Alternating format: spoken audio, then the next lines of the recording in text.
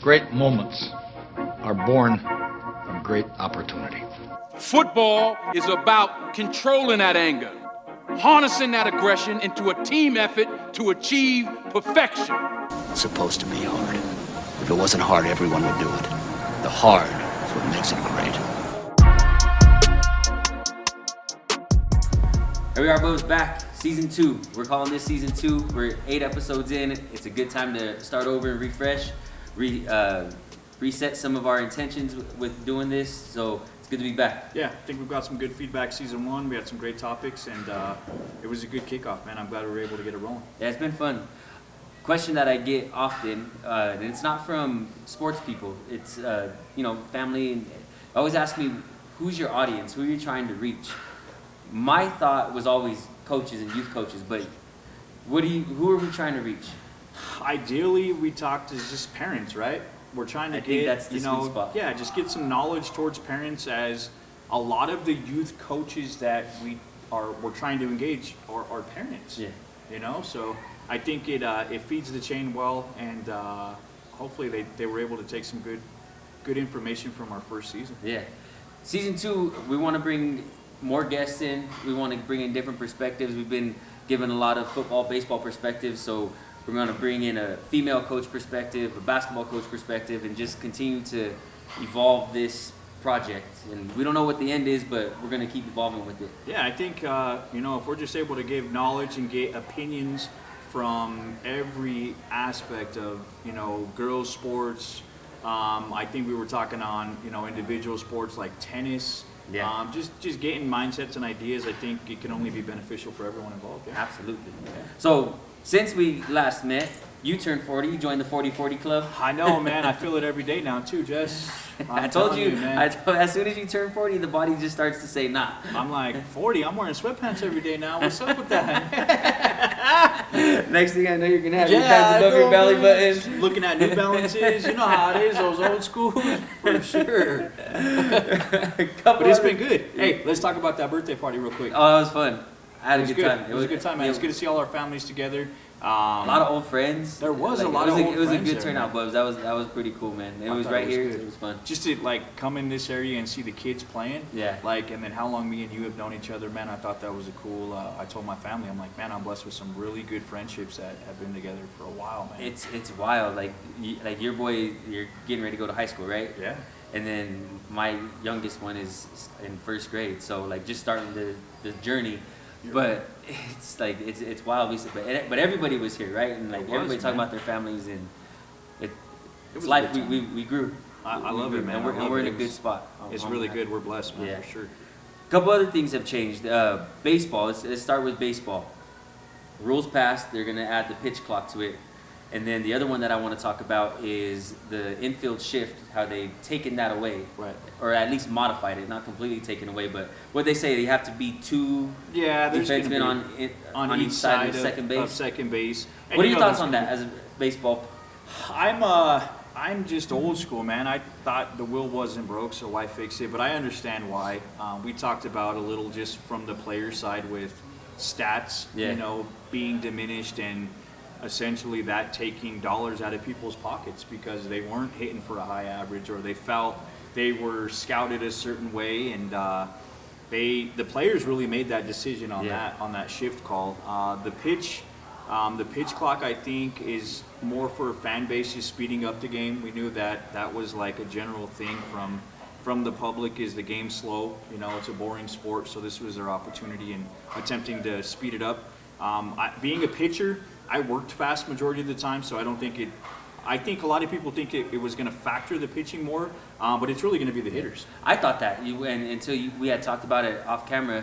My thought was it's going to speed up pitchers, right? And it's going to force them to lose stamina, make mistakes, throw over the plate more batters. But then you guys and producer Joe came and kind of said, no, the hitters are the ones that are at the disadvantage with this. Yeah, you think about it like a pre-pitch routine, a warm-up routine, a timing, routine. All of that is completely out the door when you have to get 2 feet in the box and get ready to roll. Yeah. So I think it'll be interesting. And I wouldn't call myself a baseball purist, but I'm a traditionalist in most sports. And seeing those changes are hard. It's the equivalent of the roughing the passer rule in the NFL or the pass interference, we barely touch him, right? Like, it's for scoring, it's for the audience, it's to produce more points, it's for more entertainment. But I hope we don't start watering down the games too much, because that would be the worst thing for me, is like, we're going to keep watering down the game for entertainment purposes, and now we're not playing baseball anymore. We're serving up slow pitch softball so that way we get runs. Yeah, they want the home run totals to blow up or something, right? Or you enter the box with a modified count just to speed up the game. Like, what's next? Let's not do that. I hope this is just a small step and nothing that they try to dabble with to further. And to be completely honest, baseball's been the best at staying traditional. For the longest time. They have been, and you know, we talked about basketball, how the ticky-tack fouls are in play. Baseball's been the one sport that, you know, stayed true to the umpires. They barely brought the review in. And was it last year or 2 years ago? Yeah, they brought it back in 2 years ago, I believe. So, you know, that's what makes baseball great, is the purity of the game, the 90 feet, the diamond, you know, the dimensions, like all the different things. Pastime, like why do you only have a shortstop? Why did you put that person there? That's the pure part of baseball. So I hope they don't go too far and try and make it too appealing, because baseball people love baseball. I found that out right after you know that from the episode where we talked about it. You know, like, baseball people, I may not be the biggest number, but they're baseball people, man, and we want the game to stay as pure as possible. Yeah, for sure. One other change that's being talked about on the high school level here in Colorado is there's a lot of conversation right now about adding a shot clock to high school basketball. Yeah. What are your thoughts on that? I think it's a must in the state of Colorado. Just from, I had a small window of about 5-6 years of coaching high school basketball, and there was just so many. I mean, I think every other state, me and you kind of mentioned it, if we go from California all the way to the East Coast, I don't know if this is an accurate number, but I'd say 70 to 80% of the states have already implied it. Yeah. Like, I think I'm maybe hopefully close, but just the strategy of the game, right? Yeah. Like, how many times do we see a team up 6 points and there's no shot clock implied, and they're dribbling the ball at half court for X amount of time?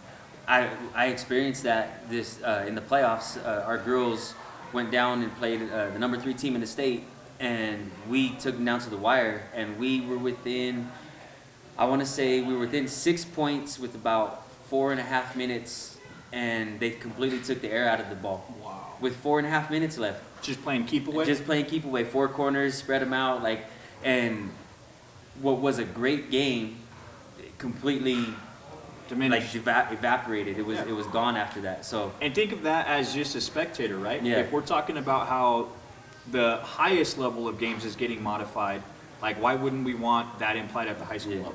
Right? The biggest reason why some schools don't want it is they say cost, and these shot clock things are maybe $300-$400. It's not cost. It's traditionalists holding on to traditional. This is an example of moving the game forward, not like we just talked about with the baseball shifting, stuff like that, right? Sure. Moving the high school game forward, because then you get more exciting games. There was a funny story when this first started coming out, and I think it was in Iowa or Idaho. Final score of varsity boys basketball game was 6-4, because they purposely ran the clock out to show that they needed a shot clock. Oh, wow. So the final score was 6-4. Oh, that makes total sense. Yeah, and then I'm talking to a couple high school coaches that go out to, like, the Las Vegas tournament during the wintertime. Yeah. Like, their teams have to, because all of those states have that, right? Yeah.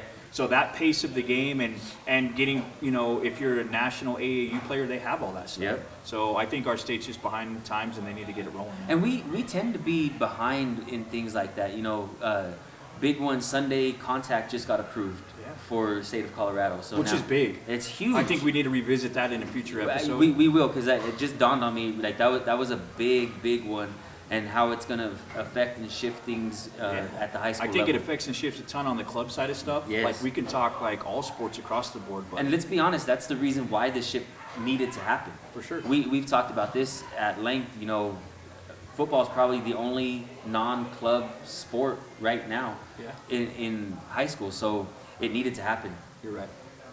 But let's move on. So today's episode, right? We're going to talk leadership, and that's kind of the basis of our whole thing. We're talking leadership, but we're just really pin down some tools, give some audience members, some coaches out there, some tools that they could work with to develop their leadership, and maybe some insight about what leadership is. I have one fun fact for you. There are 65,000 books written on leadership according to Amazon. Wow. 65,000 books. And I think I take that, and the key is you can read all 65,000 books, right? And you're going to take things from each one of them. What I've found as I've developed is I'm going to stick to one philosophy. I'm gonna find my niche, and I'm gonna stick to that and then make it my own. Yeah. That's it. So let's start off with this. Leadership is not what?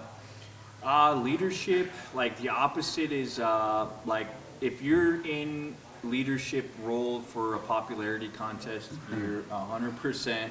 That is not the definition of leadership. I think if you're in leadership to please everybody, you're in the wrong type of profession if you want to coach at any level. At any level. You know, there's so many just that I can go from, but I think those two really stick out for me because I think a lot of people are like wanting to take on a leadership role in order to have those eyes on me type. Yeah. And if you have that selfish mindset, man, you're already doomed to fail, in my opinion. You're never, in any leadership role, you're never gonna please everybody.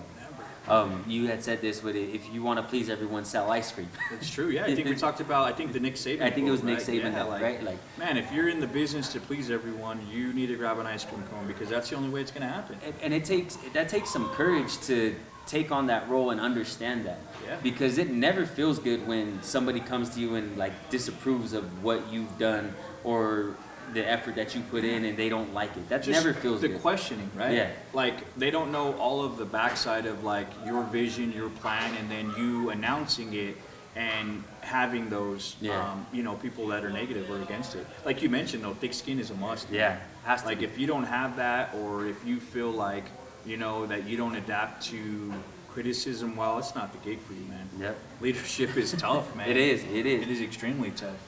The way I want to go with that is leadership is not a position.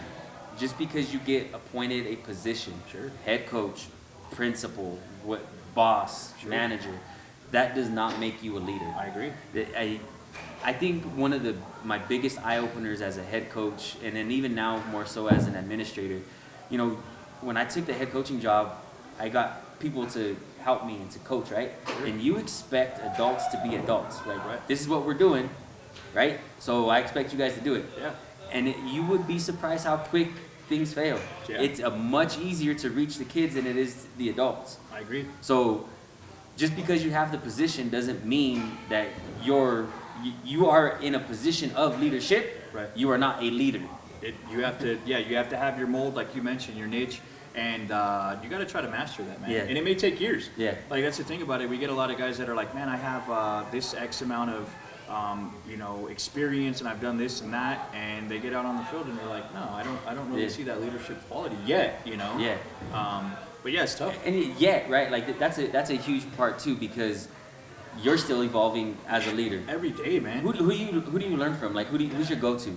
I'm a real big book reader, man. Like I'm like old school, like Augie Garrido, the University of Texas baseball coach. Believe it or not, like I talk to my dad a lot. Yeah.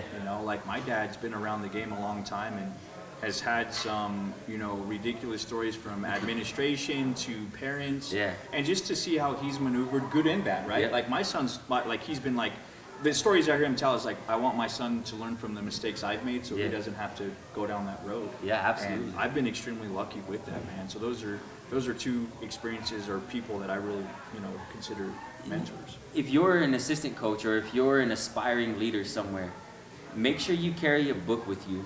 And like what your dad said, learn from my mistakes, right? Yeah.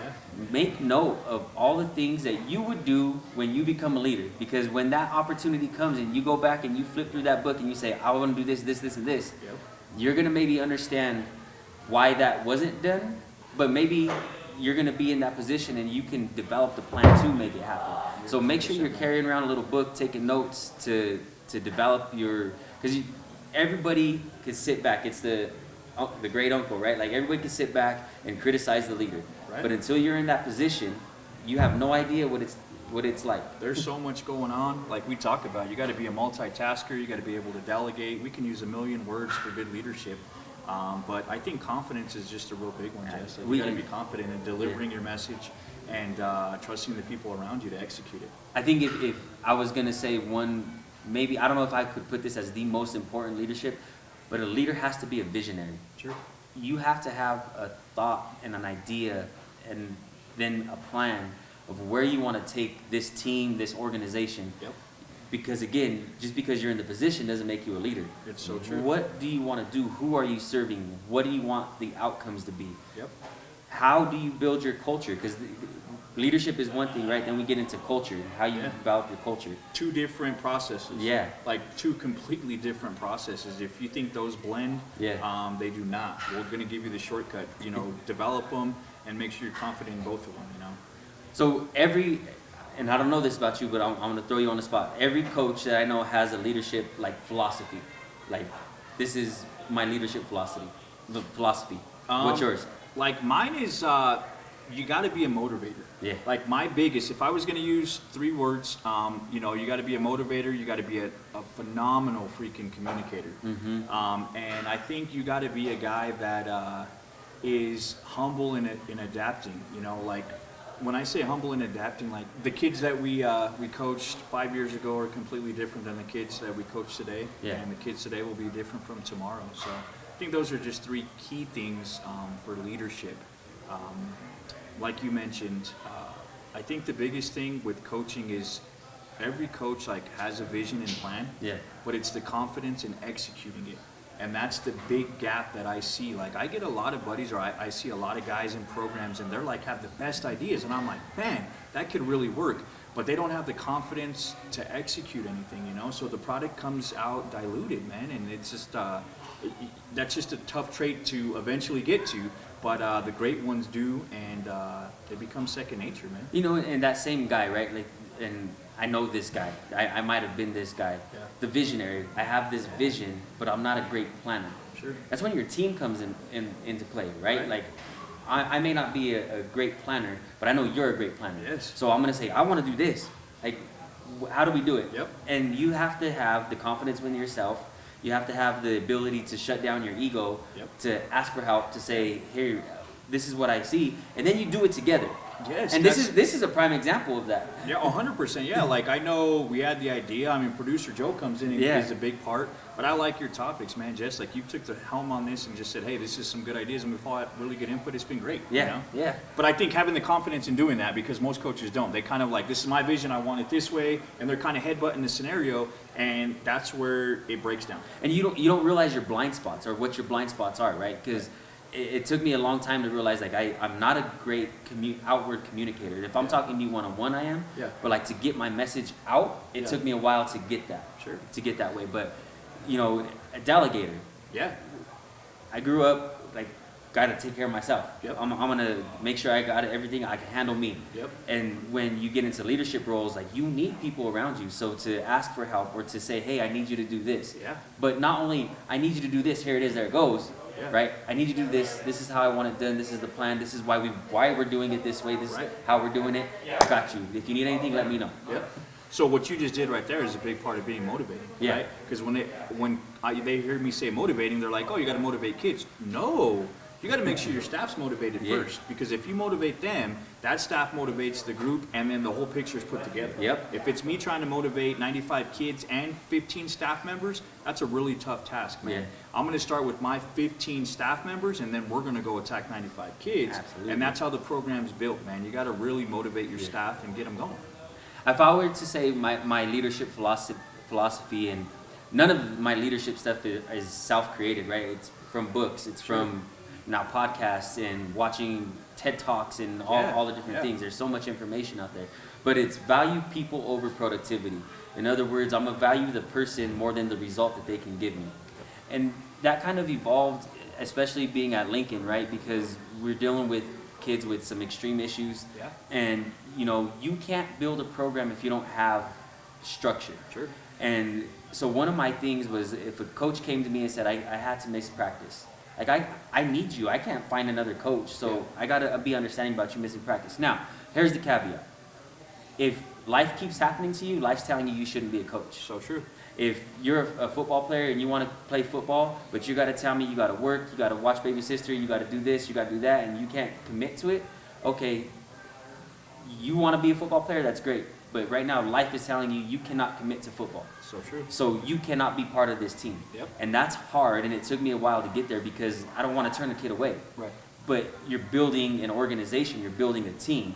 And as soon as you tell that kid that it's okay for him to miss, as soon as you tell that coach that it's okay for them to miss, you've lost all credibility, and now everybody has a reason to miss. So true. So I will value you as a person because of what you are. Like if something's happening at home, hey, you got to go take care of wife. You got to go take care of kids. Yep. I understand that. But if that's happening every week, every other day, Yeah. life's telling you can't be a coach. So true. No, I like it, man. I think that's good. And I'm sure if you've ever had that scenario, they've respected you a lot when you've had that conversation with them. Yeah. Like, I think my last year, it was the hardest part in living that philosophy because my defensive coordinator had a baby, and I was like, you gotta be. He wanted to be there. Gotta be dad. Yeah. And I was like, no, like I am not gonna have your wife be upset with me. You have to go be dad. Yep. And there was another situation with one more of my coaches. So going into that last few weeks, I was head coach, offensive coordinator, defensive coordinator, quarterbacks coach, and linebackers coach. Just doing it all. Yeah, and that gets to a point where like you can't do that. Oh, it's overwhelming. Yeah. Yeah, it's overwhelming But no matter who you are. I had to stick to that because I couldn't tell him like, no, you got to be here with the team, not with your baby. That's not going to happen. sense. That's not going to But happen. you valued him as a person, Yeah. right? And that's first and foremost. So Yeah. that's good. There's another little principle that I've always stuck with, and it's called the 10-80-10 principle. So every organization, every team is made up of 100%, right? So 10% are your elite. The top 10% are your elite. The bottom 10% are like the poo. Yeah, worst of the worst. So the theory is you don't give any energy to the top 10% and you don't give any energy to the bottom 10%. Top 10% because those people, those kids, those coaches are going to do what you ask them to anyway. They're going to do it at an elite level beyond. The theory is you harness the power of the elite to make as many of the 80%, this middle, elite. Yep. So you use them as leaders to bring these up because both have a gravitational pull. Yep. And the cynical people down here on the bottom who are always talking crap, not showing up, Negative, yeah, just negative as can be. the negative energy, they want people to live with them, right? Yeah. They want people to be down there with them in that negative. Misery loves company, man. Yeah, so you want to make sure you harness the power of the elite to bring more up to the elite level. Sure. Yeah. Well, I like that theory just because, like, I look at it as like the coaching scenario of like what kids I never gave attention to because they were negative, right? Yeah.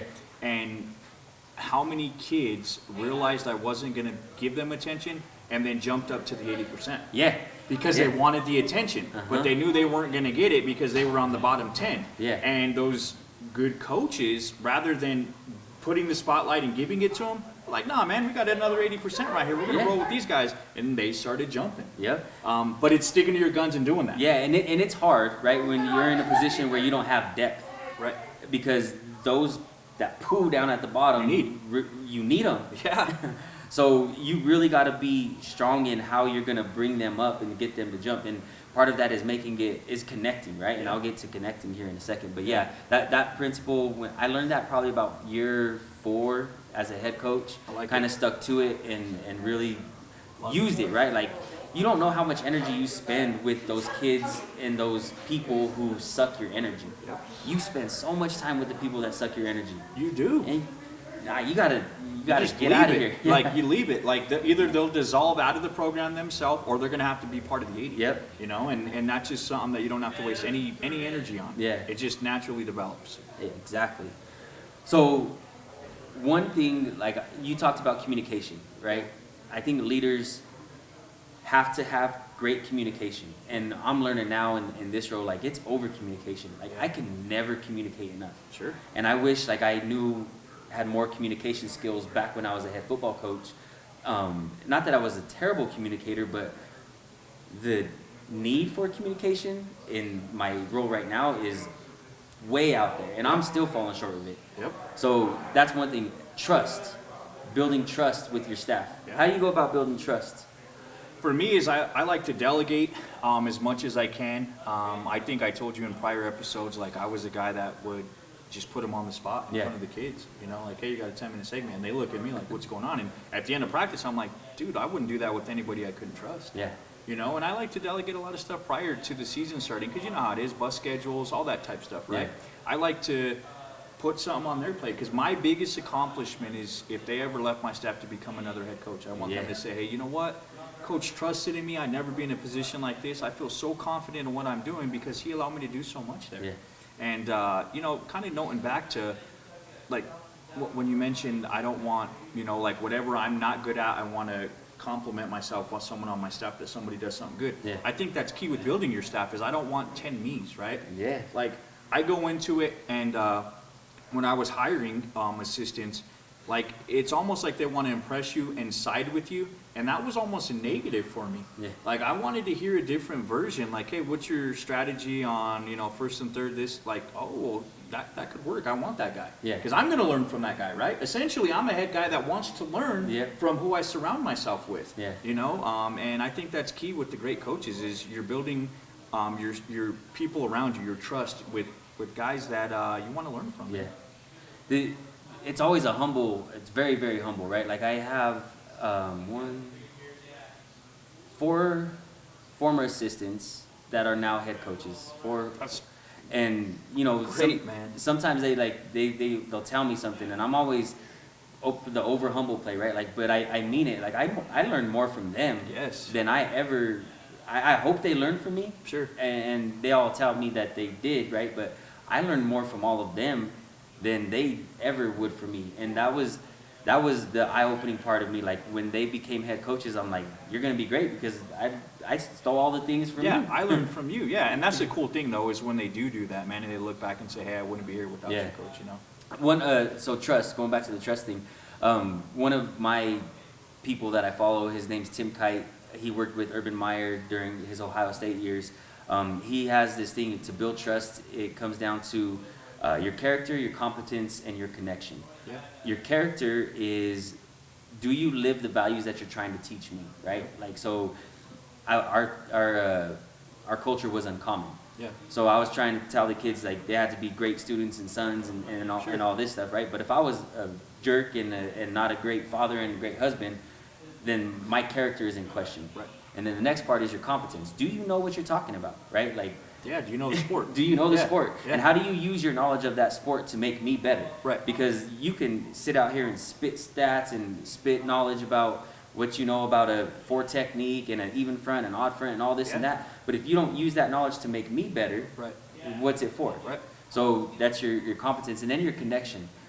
How do you show that you care about me beyond the field? Sure. You say this all the time is kids don't care what you know until they know that you care. Right. And that's the connection part. Yeah. So that's a little philosophy on how to build trust within your players, your coaches, your organization. Sure, yeah. Like you said, just asking your assistant coaches, man, hey, how's your wife and kids doing? Yeah. Like, hey, man, what'd you guys do this weekend? Yeah. Hey, did you guys catch them? Like, just those simple, small conversations go light years. Yeah. Kids come out to the field, it ain't like, hey, did you hit BP today? I'm like, hey, how was math class? Yeah. Hey, man, what'd you guys go eat at today? Like, how was lunch? Like, these kids are looking at me like, man, we're not even talking baseball. Yeah. Like, he actually cares outside of that, you know? The crazy part is how many people don't do that and why kids right away attach to that questioning. Yeah. The how are you doing? That's it. Like, how are you? How was your day, before I demand your excellence, before I demand your great effort, how are you? Yep. How's your girl? I saw you running around with this girl. Yeah. How are you opening doors for her? How are you treating Are her? you treating her good? Are you going to the dance? How was this? You know, hey, I know you had something this weekend. Like, it goes light years. Yeah, and it does. And I wish more adults would take, especially when dealing with kids, right? Take the time to just stop before you correct the kid because their pants are low, because their hat's not on the right way. Before you do any of that, just stop. How are you? Yep. How's your day going, man? It will change. I totally instantly. agree with you. Yeah, just the demeanor of them, just knowing you care, like you mentioned. So, anything else you want to add about leadership? No, I think you kind of hit it. I think your first point on that, just talking about like the coaches, like I call it like I've had Division I coaches on my staff, Jess, and it was not a good choice because those coaches were like more do as I'm doing, Yeah. rather than explaining to them how to do it, right? Because Yeah. that's a special trait that I don't care where you played, what your background is, like you have to have in order to be successful as a coach. One leadership thing that is very, very important when, especially when you're in a position of hiring, right? What's your criteria for who you're looking for to hire? Right. Like, how does this person fit into what I want to do? Because you can have the Division I coach, Right. can't connect with a high school kid. Sure. It's a different world. It's more detrimental to Yeah. the program than you would think just from his resume. Yeah. Like, and no one understands that with the kids nowadays. Like, you get these guys that, oh, you're doing this wrong. Like, you're supposed to do it like this. And the kids are like, they almost think it's like a show-off type thing. Yeah. Like, I can't do what you're doing. You're 10 years older than me and you play Division I baseball. How can you relate to the kid to get him to do what you want to do? Like, without showing emotion or frustration. Like, that's a common word with these Yeah. guys that played at a high level. Like, it's not as natural when you're coaching that it may have been for you. Yeah. How do you adjust and adapt to that? And that's why I always say the best football coaches, right, are the backup quarterbacks. It's so true. Because the backup quarterbacks, all they do is sit and learn. All the time. And the starting quarterback, like the Peyton Manning or whatever, it's all come natural to him his whole life. Not that he hasn't worked for it, Right. but he's always been the best Yeah. quarterback, the best athlete on the field, on the court. So he never had to work for it. Where the backup quarterback's just sitting and learning, Everything. Yeah. Vibing, feeling everything. Seeing Well, all of it. one other, in developing leaders within your players, right? Yeah. Because it's one thing for you as a coach to be the leader and to delegate and to do all that stuff. One common issue that I see on high school teams is, not everybody's showing up to practice. Sure. How do you develop leadership within the kids to deal with their peers? Right. My biggest thing was like the quote unquote captains, right? Yeah. That was always voted internal from the players. Like, our coaches didn't have a vote. To be dead honest with you, like, I was never really big on establishing that. Yeah. I know that was more of like the kids asking or a parent saying, hey, who's captain? Like, it was more for their clout. My biggest thing is like, you're going to hold each other accountable at all times because you guys are between the lines together and I'm not. And that's Yeah. my biggest thing, is like, you guys are playing the game.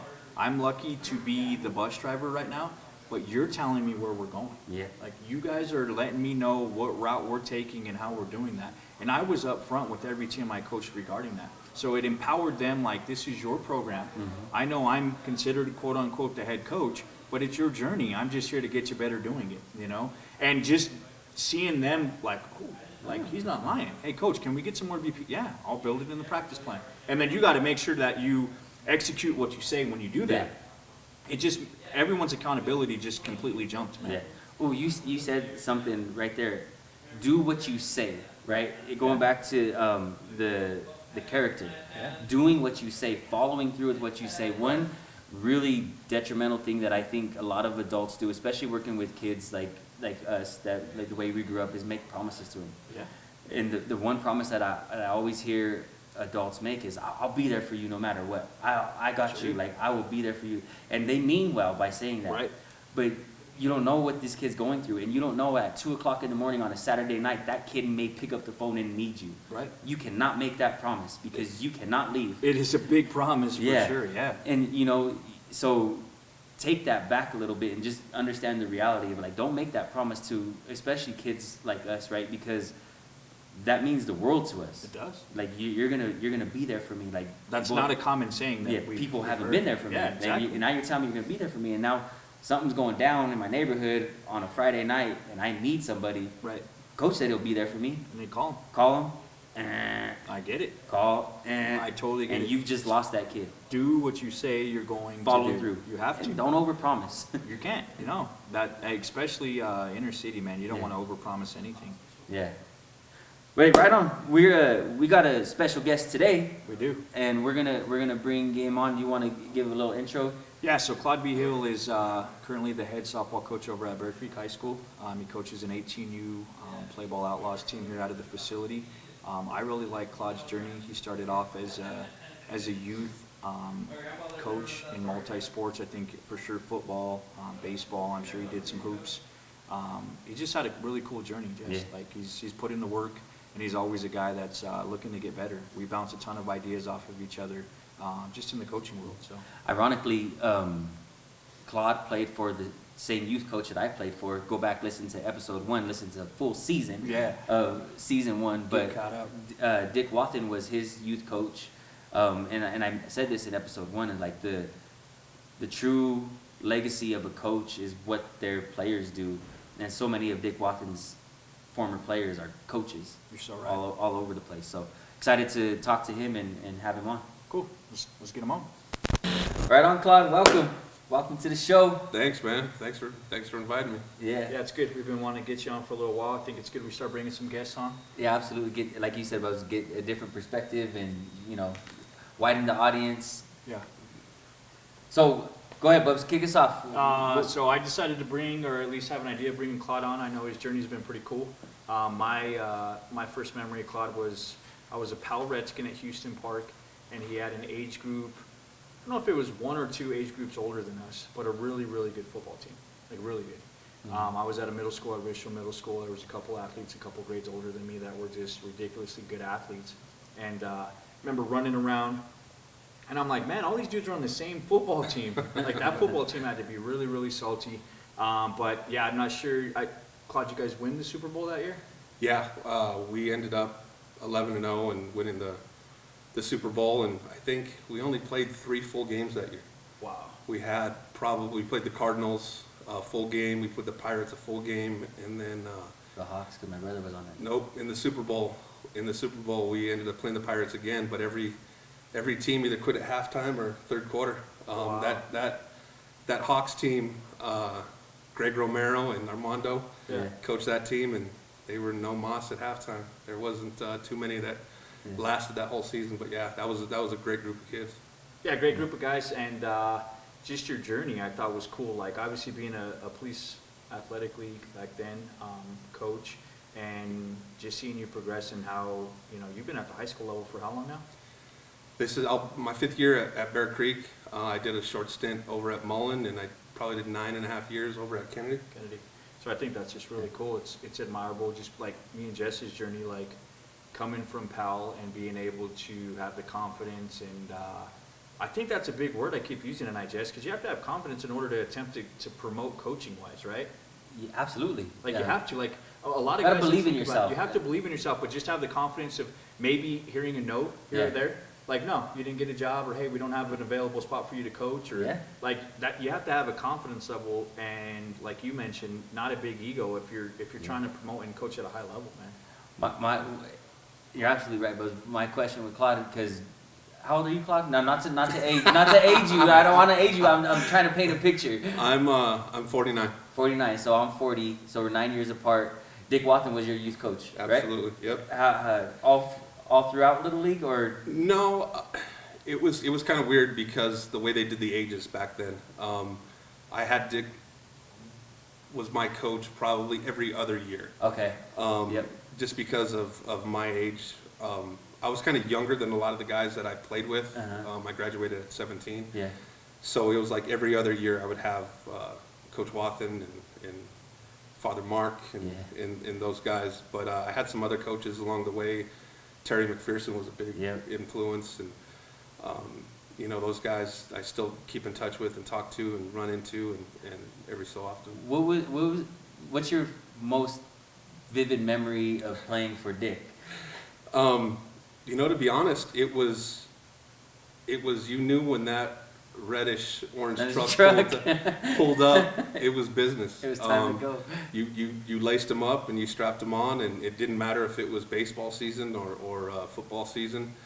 Some of the hitting drills, the meat grinder and bull and ring and things like that. But the biggest thing for me is he was tough, but he explained a lot of stuff. Yeah. It wasn't.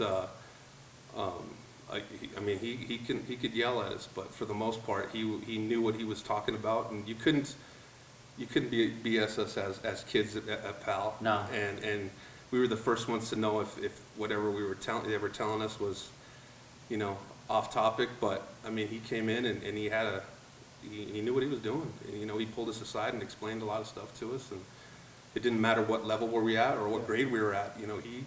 He kind of filled us in regardless of our age and what we knew, but he came at us with a lot of knowledge. one thing that I always remember, every season he would tell the team in the huddle, he'd be like, we won't learn a single play until we what? We learned how to hit. Yeah. Really? That's what he would say all the time? That's what he would say, and he would hold true to it. We would go into games with 2 or 3 plays. Single wing right, single wing left. That's it. That was it. And as long as you could hit, you're good to go. Yeah, I mean, we had, it reminded me of that 94 Redskins team. We hit, and we hit every day. It wasn't like, hey, we're going to walk through today, or we're going to walk through this. No, man. Every single We day. hit every single day. And you know what's crazy now, especially as football's evolved, right? And with the difference in tackling and stuff right now, the way Dick taught us was face mask in the chest, like boom. And that was the proper way to tackle. And there's still a space for that in football right now, and it's like kind of the rat in the hole type deal. But other than that, you're using a gator roll. Yeah. And as the game evolves, and this is leading to my next question for you, Claude, like as the game evolves, we have to evolve with it. If I still taught football the same way that Dick taught us football, probably It wouldn't last it wouldn't last very long. You'd be in the AD's office. Yeah, it would be in the AD's office. But and not that it was illegal or like malicious or anything like that. It's just a different time, right? So my question to you, Claude, is being that you've been around the game, football and baseball for so long, what do you think is the biggest difference from now and go back to that 94 team, right? Like what's the biggest difference between kids, between the games that we're coaching in general? You know, I think the biggest thing is, you know, the kids got to believe in what you're telling them. Like I said, Dick was one of those guys that when he talked, everyone listened. Now, you know, you could walk down a Little League sideline for practice and you'll see 20 parents there. You know, there was a time when we would practice, we'd ride our bikes to the park. Or when I was coaching in 94, I had Coach McCall from Mullen call me and say, hey, I want to come to your practice. I want to talk to a couple parents. Come on Saturday. I said, because I might have 1 or 2 parents on the sideline for practice. Yeah. I think the biggest thing now is, you know, the parents are involved quite a bit. And a couple of podcasts ago, you talked about the helicopter parents and the parents that are there and the difference. But I think back then we were, you know, when PAL was originated, it was, hey, we want to get the kids off the streets. We want to give them something to do. And then it became a point where it changed. And as a coach, you have to evolve. You have to learn, and you have to do some different things and do your own homework. But I think the biggest thing is, you know, they say the kids change, but I think we all change as coaches and as parents, you know. It's true. So a couple questions too, just like your progression of, like you got into the high school coaching realm not for softball first, correct? No. I left my college kind of sudden. My girlfriend was pregnant and I came home. Yeah. I had to work, and that 3-hour ride, you do a lot of self-checking, you know, and that ride basically determined, hey, my playing days are done. You know, my arm's sore, you know, my hands, my fingers are broke, you know, and coming back, and it was a situation where I had to figure out what I wanted to do. Yeah. How was I gonna, I've been playing since, you know, 2nd grade, you know, and I had to figure out what my time was gonna go towards. And I said the best thing is you know, I think I have things to offer young kids, and some knowledge that I gained along the way. And so I actually walked into my high school the day after I came back and said, hey, you know, can I talk to so-and-so, Coach so-and-so? And, you know, and they said, well, who are you? I said, I just left like 8 months ago. And they said, I said, I'd like to talk to the coaches, Mr. Gerton or Sanchez, or I think the baseball coach is Joyce. And I said, I want to volunteer. I'm alumni, you know, I want to get back to the program. And it got to a point where they were basically saying, you have to leave. You need an appointment. And I was like, man, 4 years, blood, sweat, and tears, you know. They're like, nope, you got to go. I said, well, can I go to the school store? You know, can I? They're like, nope, you have to leave, or we're gonna have to physically move you. Wow. And from then on, I still haven't stepped back foot at North. I had a nephew over at Kennedy. was going to feed into Kennedy. I talked to the director, Lopez, over at the Redskins, and he said, come on over, come and help. And I've been coaching for 32 years ever since. Wow. I think the cool thing is that you have the female to male aspect of coaching, right? Like you've done baseball, you've done football, and now you've landed as the head softball coach at a high school. Like, what would you say if you had to really narrow it down between females and male athletes, like the big difference or how you had to evolve between the two? Well, as a parent, I had my girls first. So it was softball, girls soccer, girls basketball, and then I had my boys. So I had to evolve just because, you know, there was situations where I didn't know. Yeah. You know, I coached, you know, that 94 team, I coached them in football and basketball and baseball, and I played men's fast pitch, so that wasn't a real challenge for me, but just coaching the female athlete, my own kids, Yeah. was more or less, you know, taking a step back and figuring out how this dad coach thing works. Being a little, taking a little bit from my coaches, Mr. Watson and some of the other coaches that I had along the way, and kind of find my niche into how things were, how I was going to go about it. Yeah. And being a coach of female athletes is different than coaching the boys. So kind of slowed my progression down and had me to rethink on how I'm going to attack different things. You don't want a big guy to start yelling on the field and you see 12 little Yeah. girls turn around and like, what are you doing? Yeah, what are we What's doing? going I don't on? wanna play, yeah. But it was a challenge, and you know, it was good. I wouldn't have done it any other way. Good. Talk to me a little bit about your high school softball coach, head coach, the lay of the land of softball at the high school level for the high school season. It seems to be the one sport that's really like dying in high school the fastest, and it's across the state. It's not just in programs like the inner city programs. I mean, there was schools down south that were down to one level. There's schools out east and west that are down to one level. Private schools that are down to one level. Is there any going back? Do you think there's any saving and getting back to where it's healthy again? I believe so. I know they changed the rule here recently that they're allowing competitive coaches to coach on Sunday. Yeah.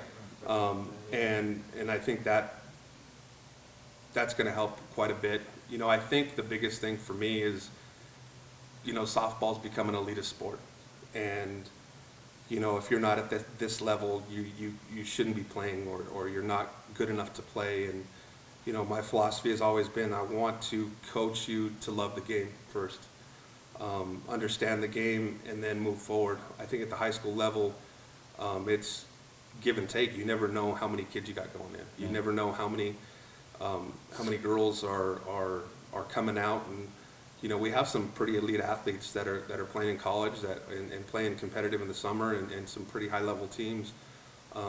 But for the most part, it's keeping those girls that aren't necessarily at that level in your program, to kind of teach them. I mean, a lot of times, you know, we have girls in the program that couldn't make it at the varsity level, which is fine, but to them to come out every day and put on, you know, your school's uniform and be part of the program, it not only means a lot to that young lady, but to the program, that they belong to something. And you know, they know their skill level and they know where they're at, but for the most part, it's just getting those girls out and welcoming them and making sure that they're playing, and still, you know, pushing those girls at a higher level, at the varsity level. But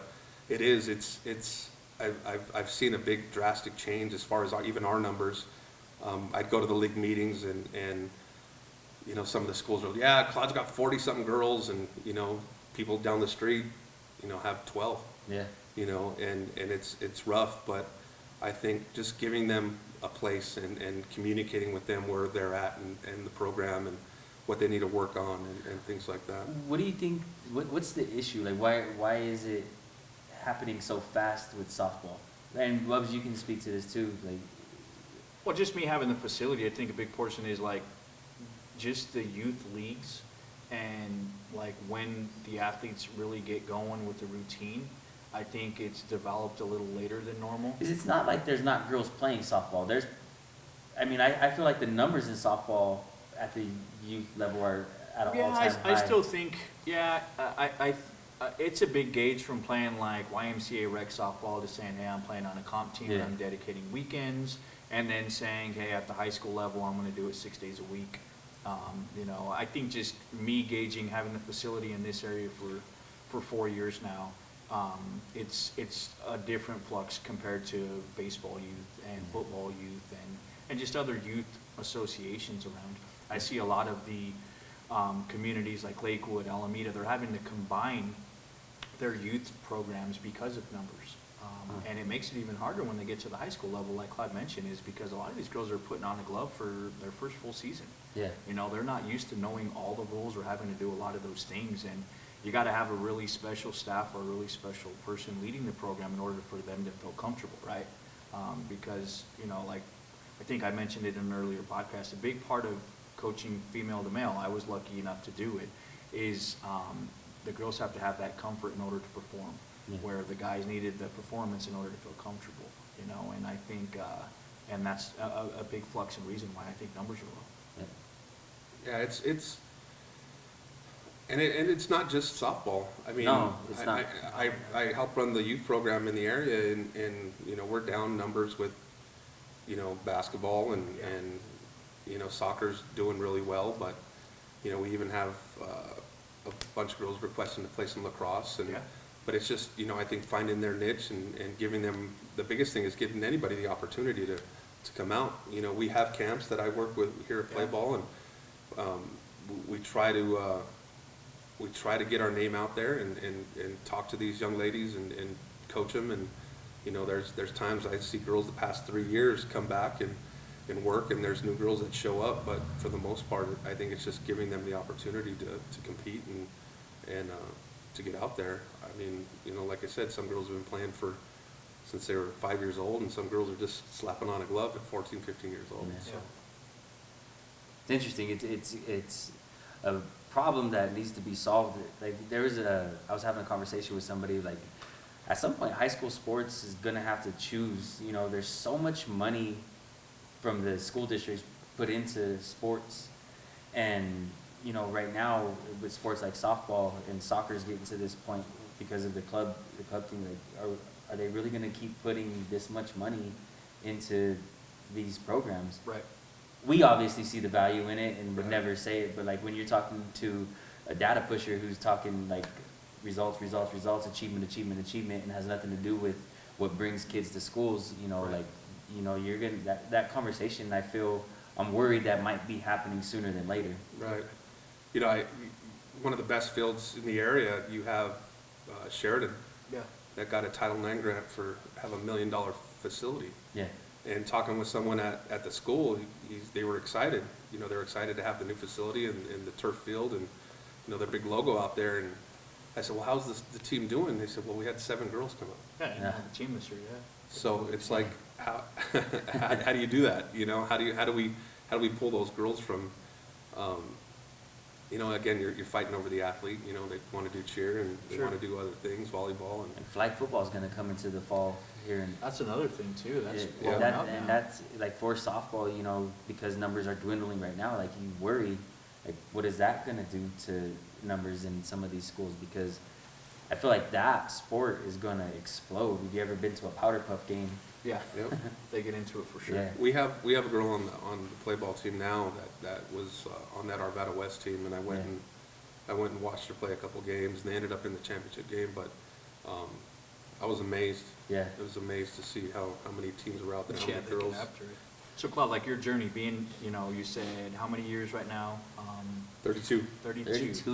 32. Like you have You've been interested coach. 8. Yes, that's what I was gonna say. Some two little ones. You have an interested coach or somebody that wants to go to a high level. If you had to give them just like 3 quick hit, like here is gonna save you some time. If you want to coach at the high school level, what do you think you would do? I think the biggest thing is you have to understand the game, first of all. get yourself involved in everything that sport provides. I mean, to me, being at a 4A, 5A school, to me, it's a 12-month job. Yeah. Even when we're not on the dirt, I'm working on fields, I'm working on camps, Yeah. I'm watching videos, I'm doing clinics. For the most part, I send out emails, hey, where are you playing this weekend? If they're not playing for me or know where they're at, you know, I'm trying to follow the girls along and communicating, you know, with the alumni and some of these girls that are off, you know, looking at stats and trying to watch games and things like that. Be involved, just be involved at the youth level. I think the biggest thing is you have to understand what you're trying to teach. Yeah. Go about it the way that you would like to be talked to. And you know, I have a buddy of mine that I talked to, a Lincoln grad, that, you know, that where did this coach come from? How does he not know this? And it's like, you know, spend a couple years with the youth before you get at that high school level and kind of get an understanding on talking to parents and talking to kids and you know, coaches, a lot of coaches think it's, you know, it's just the X's and O's and being on the dirt, and there's a lot of stuff that goes on that people don't basically see, calling ADs for games and Bus schedules. Eligibility, you got all our when you're not in the school, you have certifications that you have to do and all that stuff before you can even step on the field, and boosters and concessions and just tons of different things that come up throughout the year that, yeah, I'm a great coach, but man, there's these coaches that come in, it's a lot that have to go on. And again, I did this for a long time and never got paid for doing it. Well, I think that was the biggest part of your story that I enjoyed the most, is like you walked in and said, I want to volunteer. Yeah. Like, I think we've talked about that in. You were a volunteer. I was a volunteer. I was a 100%. volunteer. You have to. And that's the heart of a coach, right? Like, Yeah. you're not doing it for money. Never. Like, No. like the money that you get from coaching, especially here in Colorado, like you buy a couple cheeseburgers. You lose more money while coaching. I think the passion to make kids better is the heart of champions in the community, like Claude, right? Like that's what we need more of. That's where we need to develop more. I don't know how to develop them more. Right. You know, I think the biggest thing is, as far as development goes, it's you know, places like the facility. Yeah. You know, reaching out. I'm always, hey, if you have questions, I don't pretend to know everything. You know, I have 32 years under my belt, and I know I've failed more than I've succeeded. But when something, I mean, I went to Bubba the other day, and I said, hey, I can't figure out this girl's swing. Yeah. You know, and I heard the word ego earlier in the conversation, where you have to step back and you know, when my boys wrestled, I'm like, you guys exceeded my knowledge, Yeah. right? Yeah. And I got to take you to a different place to where you're getting that. And it's the same thing as a coach. Yeah. I want some other eyes, and I'll go ask. You know, if I don't know, I'll go ask and kind of figure that out. But, you know, I'm always willing to. Everyone was a first-year coach at one point. Yeah. It's funny and not funny. It's the truth, right? Like every great coach talks about their journey of continuing to learn and not knowing it all. Yeah. Every single great coach. So parents are out there listening, right? Like your coach knows it all. Like they probably He's probably not the great coach that we're trying to. Yeah. My son played basketball. We always talk. We don't talk crap about youth coaches, but we bring up a lot of issues in youth coaching, right? Right. I'll shed some light and some positivity. My son, he's a 6-year-old playing rec basketball up in Brighton. Coach comes and he's a soccer coach. And he tells us, he says, I'm a soccer coach. I've never coached basketball before in my life. Best practices I've ever seen my kid be a part of, because you could tell he went and he studied, because all the information's out there. Any drill you want is out there. And he ran great practices with the kids all season long, and it was an amazing experience for my son. I love it. And that's all it takes, is just the heart of a champion, like the heart of a coach. Right. Wanting to be there. Yeah. And he did his due diligence on trying to make a plan, right? Yeah. Yeah, he could have just winged it and said, I already told him I was gonna, you know, not be good. They're learning skills. They're doing drills, and you can tell he was like, oh, I messed that one up. He stopped it. Like he's a coach. Yeah. You can tell he's a coach. He just went and took the effort and learned. And I think at some point all of us did that. Yep. You're right. No, really good. Right on, Claude. Anything else? Who's the greatest number 7 of all time? Number 7 of all time. What sport? Any sport. Any sport, number 7 of all time. Greatest athlete. Greatest athlete, number 7. 3 came to mind. Ronaldo, soccer player. Mickey Mantle, baseball, and Elway. Love it. Yep. That was Those were those common. are Those were common. Who's better athlete, football players or baseball players? You know, you asked that a couple podcasts ago, and I even sent you a message. You did. Claude blew me up. Yeah. But I think about it, and I think about me growing up and just learning how to compete, and being at the boys club. Yeah. We did football, baseball, basketball, and then we did floor hockey, we did water polo, we did All of it. handball, we did everything. I think just being a competitor, I had 4 kids that played 8 different sports, and I can honestly say, baseball's the hardest The hardest. softball. It's the hardest skill. I was kidding. We've already established Okay, this all right. It's over.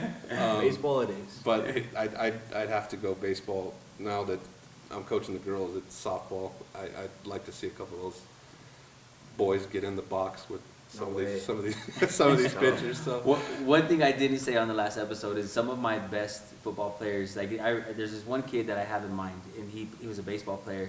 He played football when he was younger, but he was a high school baseball player. He got I'm gonna only do baseball. He came back out his senior year, and he played tight end for us.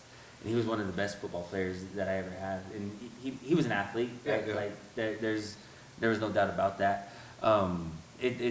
I agree with what you said, Claude. Like the 3-sport athlete, the one that develops multiple muscle groups and multiple functions all the time, is always going to be your best athlete. For sure. Yep. Definitely agree. Right on, Claude. I appreciate you coming Appreciate in. you coming Thank out. you very much. Appreciate you. your time. Thank you. Go Hawks. Go Hawks. Oh, man. Outnumbered. Oh, man.